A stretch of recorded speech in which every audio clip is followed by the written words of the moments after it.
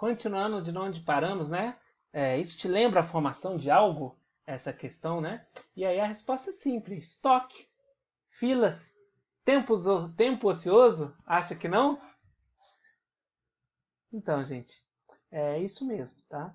O que vai acontecer são estoques, são filas, são tempos ociosos, né? Cada centro de trabalho empurrando o trabalho, sem considerar se o centro de trabalho seguinte pode utilizá-lo ou não, isso acaba gerando estoque, vai gerar fila, vai gerar tempo ocioso, o povo esperando, né, para fazer. Em contraste, né, ao empurrado, tem o puxado, onde a estação de trabalho posterior, da frente, ela puxa o trabalho da anterior. Né? Essa é a ideia. E aqui nós temos um exemplo que ele é chamado o quê? Analogia gravidade. Por quê?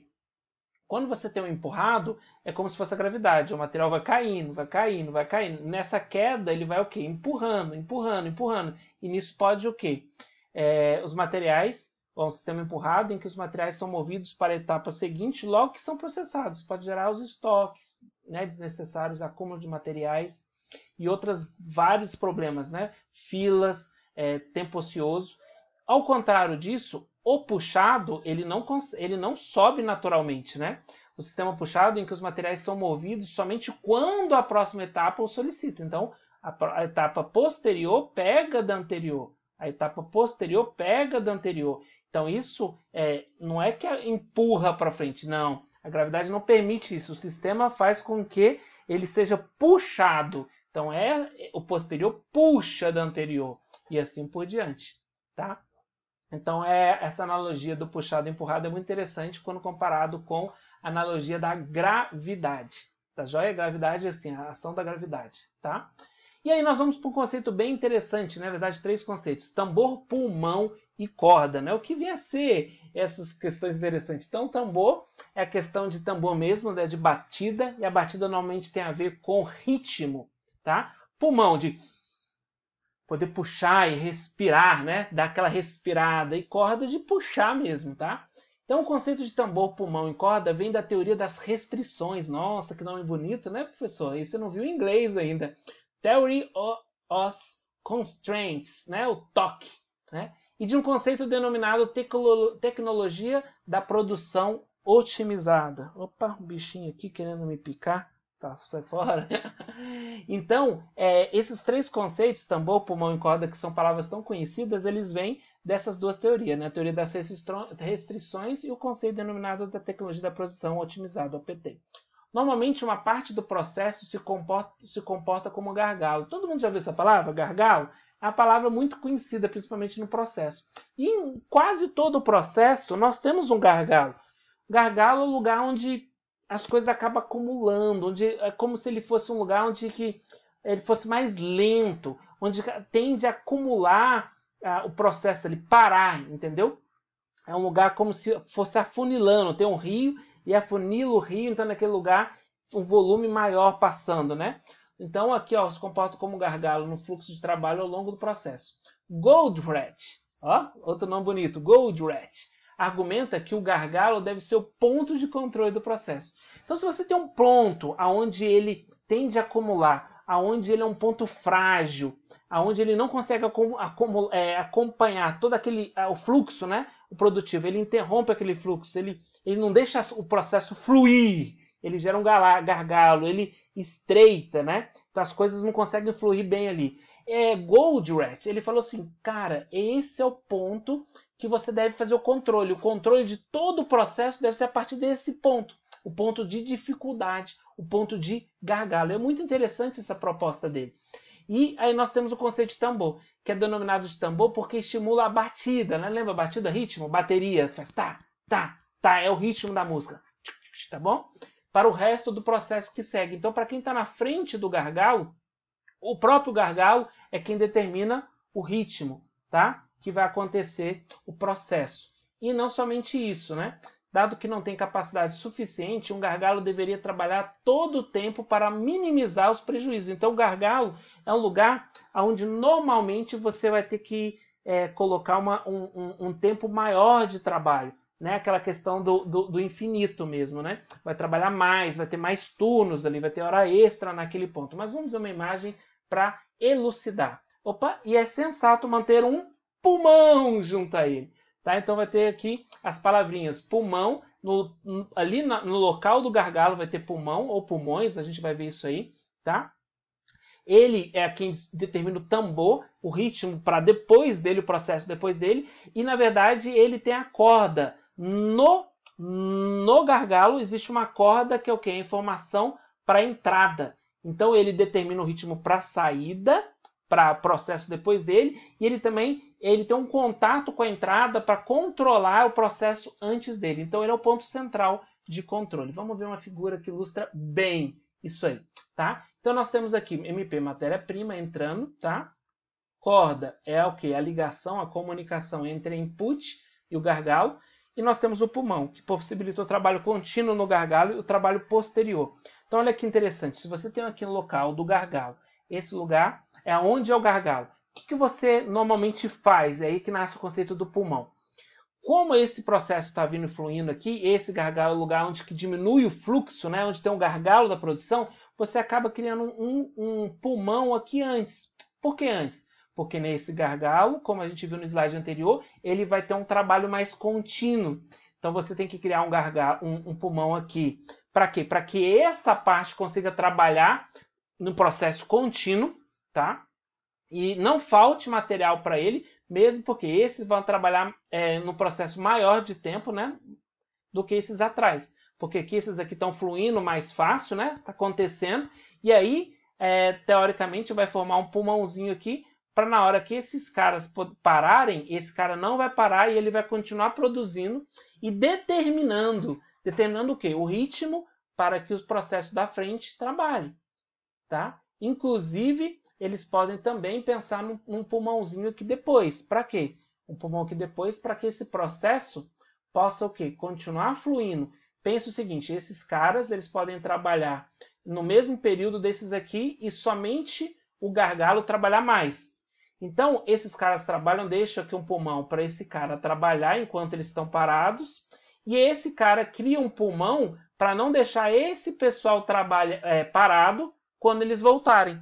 Entenderam? Então você pode ter um pulmão aqui, pensando na viabilidade aqui e na viabilidade aqui. E aqui a corda é o quê? A corda é como se fosse puxar a matéria-prima. Então, a partir do que está acontecendo no gargalo, e ele estipulando o ritmo, né, o tambor do ritmo de produção aqui, é ele quem puxa mais matéria-prima, né, ou aciona aqui, né, abre para mais matéria-prima entrar ou segura para a matéria-prima não entrar, controlando todo esse processo.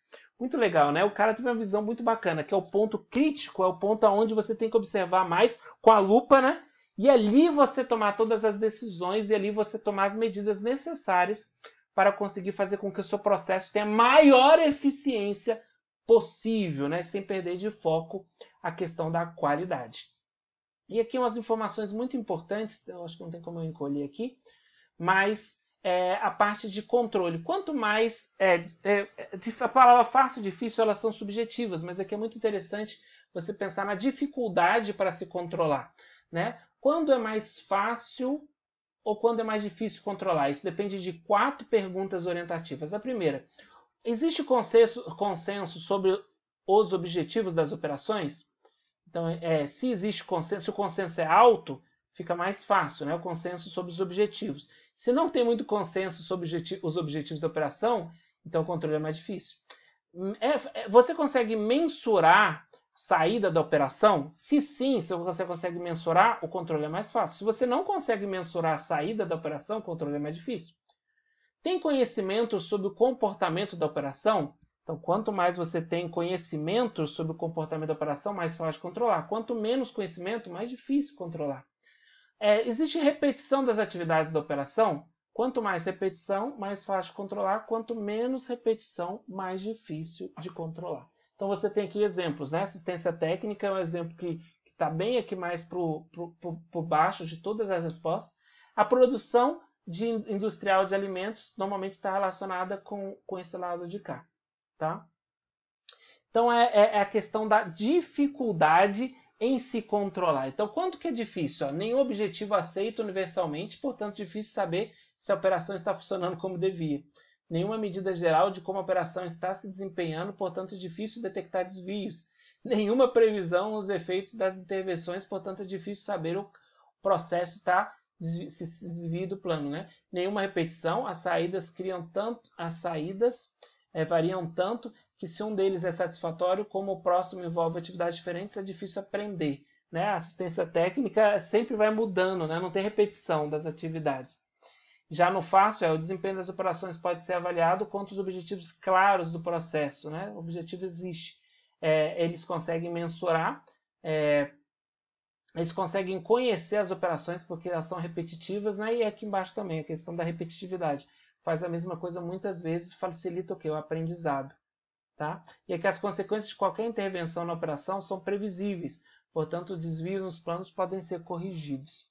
Então aqui você consegue pensar um pouquinho na questão da dificuldade e 4 pontos para você pensar, para você refletir sobre quão mais fácil ou quão mais difícil é controlar. Tá? E aí a gente já vai para uma visão geral das 4 atividades. De forma geral, nós temos aqui programação. Quando produzir? Isso está muito relacionado com produção puxada ou empurrada. Carregamento. Quanto eu vou produzir? Está relacionado com carregamento finito ou infinito, que nós já vimos. Sequenciamento. Em que ordem produzir? Nós vimos 5 rules, né? 5 regras, né? Tem a FIFO, tem o menor tempo de processamento, tem o maior tempo de processamento, tem por data de entrega e assim por diante. Controle. As atividades estão conforme o plano? E a gente fala um pouquinho do gráfico de Gantt, que a gente comentou, e aqui ele citou alguns outros, né? O Andon e o muito famoso Kanban também, que pode te ajudar a controlar. E já finalizando a aula de hoje, uma breve reflexão, né? Alguns principais tópicos de benefícios do PCP. É muito importante enfatizar os benefícios, né? Por que estudar? Por que nós estamos estudando aqui? Por que é tão importante refletir sobre o PCP? Porque a identificação de gargalos na produção. O PCP ajuda você a enxergar isso. Na verdade, nós acabamos de ver que ele trabalha em cima do gargalo. Então é importante identificar.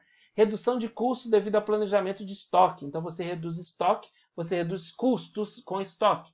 Maior controle de produção e respostas à demanda. Você tem mais na sua mão. Otimização da produtividade dos colaboradores. Né? Toda a parte de controle, toda a parte de você estar por dentro de tudo. Você vê os detalhes. Redução do tempo ocioso, extremamente importante para eficiência, né, para lucratividade. Organização da capacidade produtiva da fábrica. Definição de cronogramas e metas, super importante. A parte de planejar e a parte de controlar. Adoção de métodos práticos de produção que irão garantir os melhores resultados. Tá?